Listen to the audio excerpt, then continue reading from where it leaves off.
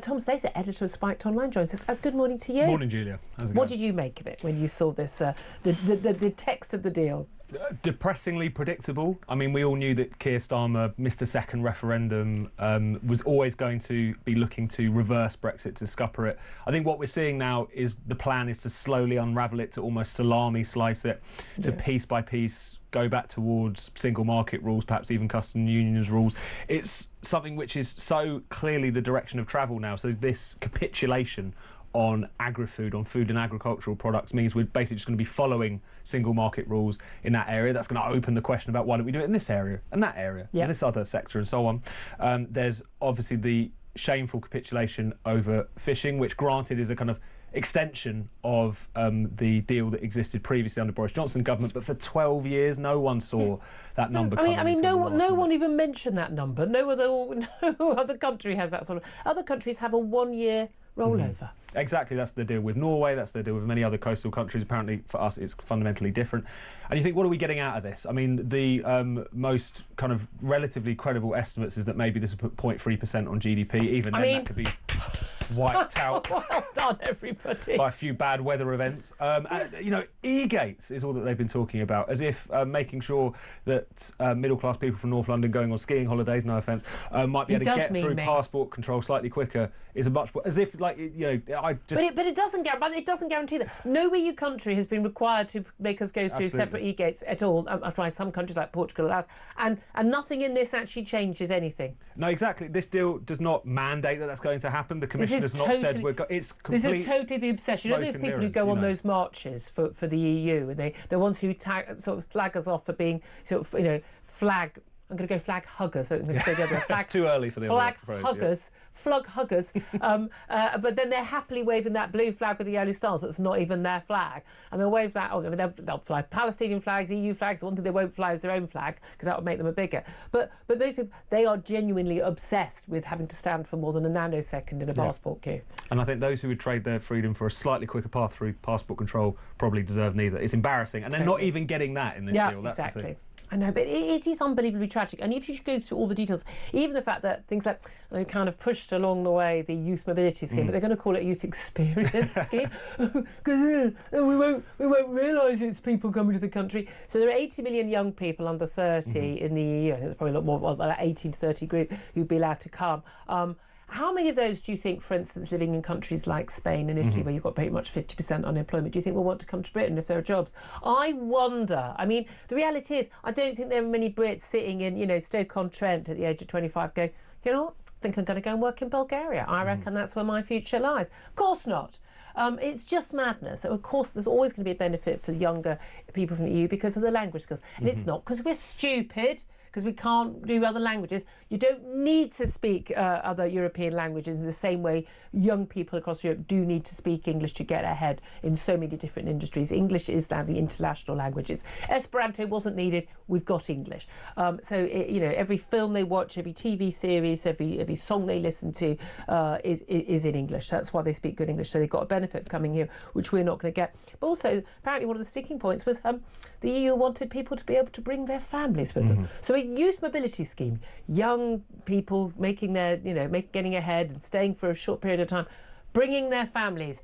Given that we've already got, like, was it 1.5 million people in this country living here illegally who've overstayed their legal arrival in this country on a tourist work or student visa, what could possibly go wrong?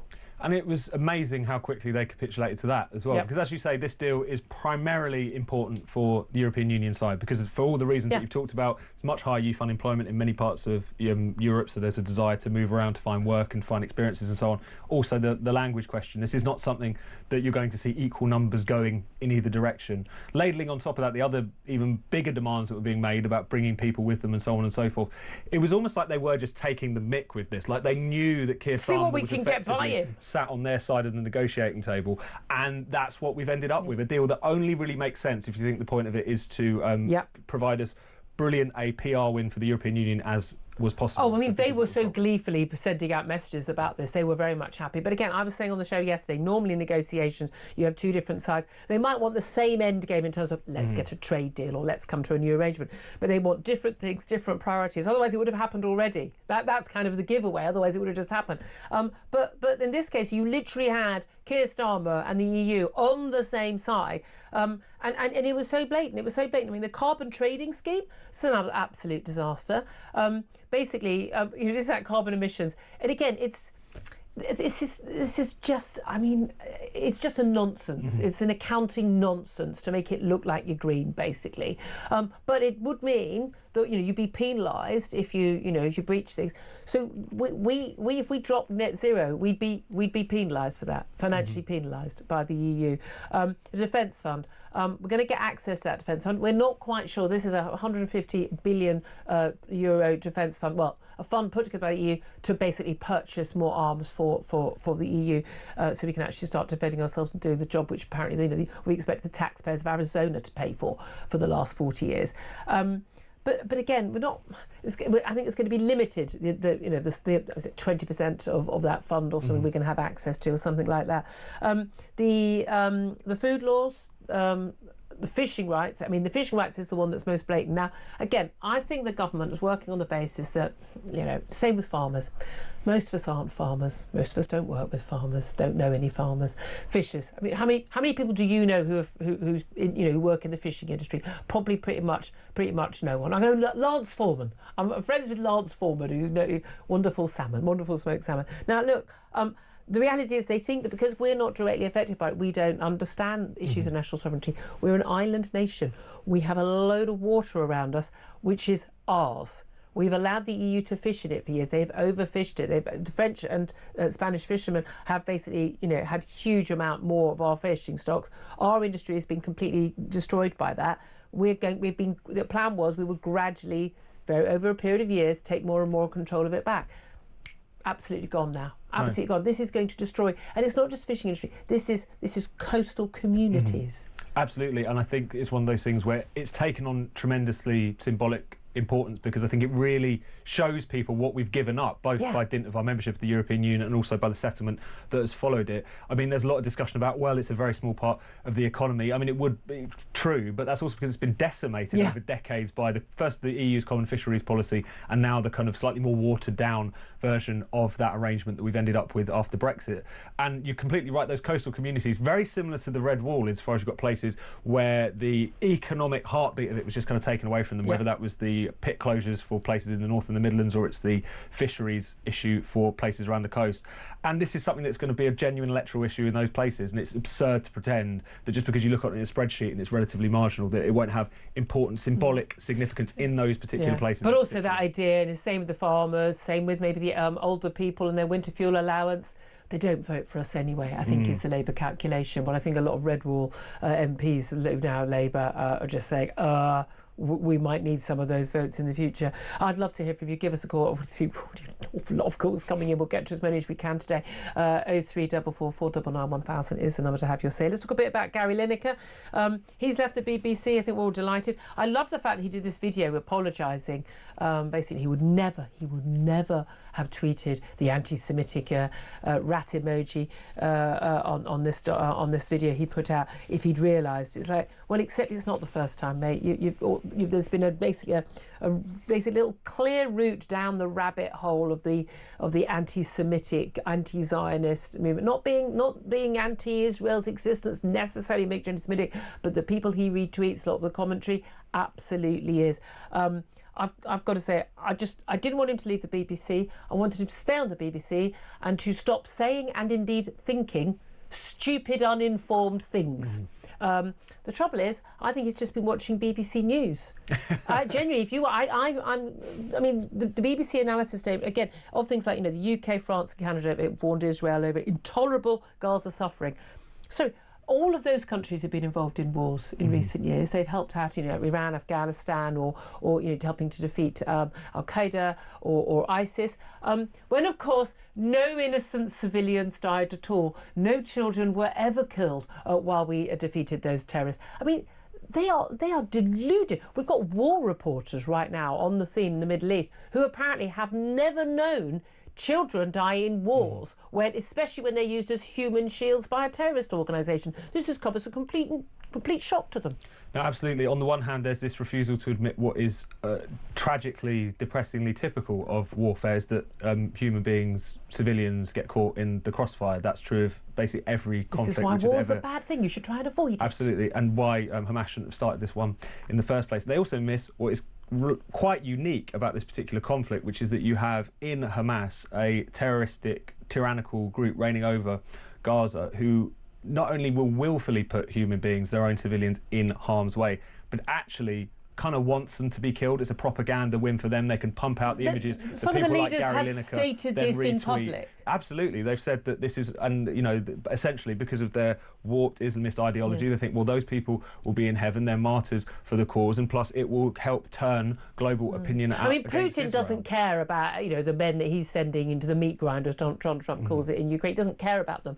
But it's not the same as Hamas, who actively put women and children and innocent other civilians into harm's way deliberately in the hope that they get killed by an Israeli bomb. No, absolutely. And this is something which you don't even have to read between the lines. You just look at what various of their leaders have said over the years. And there's this refusal to recognise any of this. And also, on the part of people like Gary Lineker, to be frank, a dim-witted, credulous willingness to see any old nonsense which is being pumped out from Gaza, which is, as I say, ruled by an iron fist by Hamas. There's nothing that gets out of that place that doesn't go through them. And just never acknowledged, by the way, BBC, ITV, Sky and everything, when they use footage from Gaza, they've got this footage and they've got an interview, of the doctor saying how awful it is, and here are more bodies laid out, and it's all awful. But we also know there have been plenty of videos where it's all been staged, because we've actually got the offcuts, where they've actually got, everyone lie down, right, everyone, okay, right, action, everyone starts screaming and running. I mean, they literally, it's like Pallywood they call it now, it's Palestinian, Hollywood. A lot of this stuff is completely happening. Children are being killed, innocent people are being killed, but they're being put in harm's way deliberately. But also the key thing is, again, this statistic is incontrovertible, is that when you actually look at on Hamas's own figures, the number of civilian deaths to combatant deaths is virtually 1-to-1. That has never been achieved. Now, you think, well, that's awful, or a child dying for every soldier that dies. No. When we go to war in Britain, when America, when any other Western state has gone to war, even in recent years against terrorists, you're talking about 10, 20, even 50 civilian deaths for each combatant death.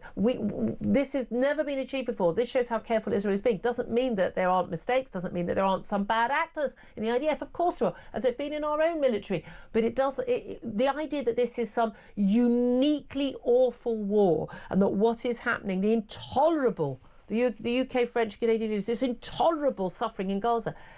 It apparently isn't intolerable in Sudan. It isn't intolerable in many other parts of the world where this is ongoing. I mean, there is nothing unique about this other than the Western attitude.